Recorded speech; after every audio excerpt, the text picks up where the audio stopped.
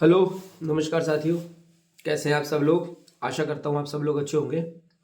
आज एक बहुत अलग से मुद्दे पे बात करेंगे, जिस पे शायद आपका ध्यान ना गया हो।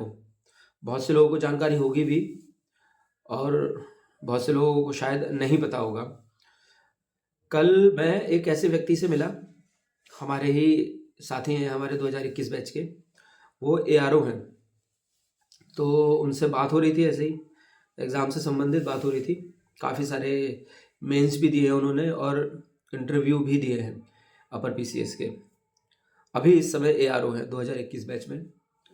तो बातों बातों में उन्होंने मुझे अपने मार्क्स बताए, समीक्षा अधिकारी के फाइनल एग्ज़ाम, फाइनल जो मार्क्स थे। तो उनके जो फाइनल नंबर थे वो 264 थे।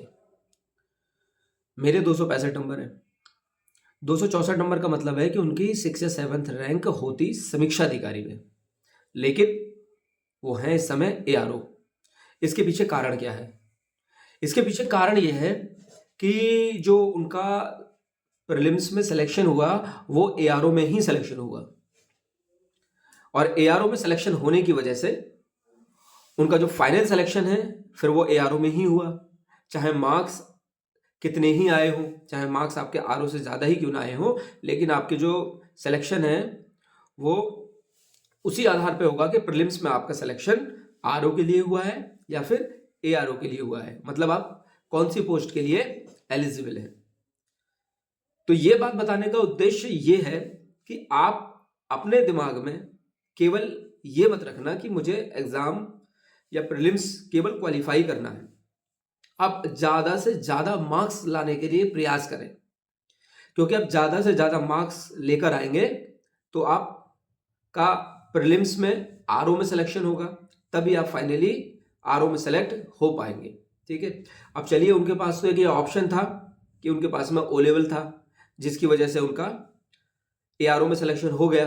अगर उनके पास में ओ लेवल भी नहीं होता तो उनका सिलेक्शन ही नहीं होता। ये चीजें हो सकता है उन लोगों के दिमाग में भी आती होंगी जो लोग आरओ और एआरओ दोनों के लिए एलिजिबल हैं। क्योंकि जब आरओ एआरओ दोनों के लिए एलिजिबल होते हैं तो एक दिमाग में थोड़ी नेगेटिविटी सी रहती है। नेगेटिविटी नहीं कहेंगे इसको, कि मतलब एक शिथिलता सी रहती है कि ठीक है चलो प्रीलिम्स क्वालिफाई हो जाए, हमारा सिलेक्शन तो हो ही जाएगा, एआरओ में ही सिलेक्शन हो जाएगा। लेकिन एआरओ में सिलेक्शन होने का मतलब है कि आप 4 से 5 साल आरओ से पीछे हो जाएंगे, क्योंकि आप एआरओ से प्रमोट होकर आरओ बनेंगे तो उसमें जो है समय लग जाएगा। ठीक है, 4-5 साल या 5-6 साल जो भी लगता है समय, वो समय लग जाएगा।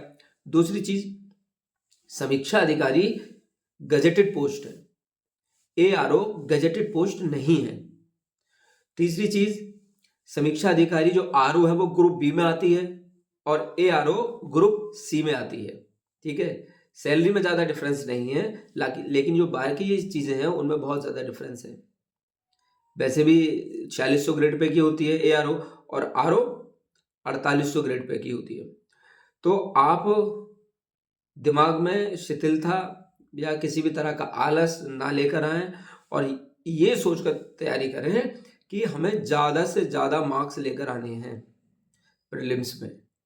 प्रीलिम्स में अगर आपका आरओ में सिलेक्शन होगा तो आपके फाइनली आरओ में ही सेलेक्ट होने के चांसेस ज़्यादा होंगे। ये उन लोगों के लिए ज़्यादा ज़रूरी है जो आरओ और एआरओ दोनों के लिए एलिजिबल हैं। ठीक है, धन्यवाद।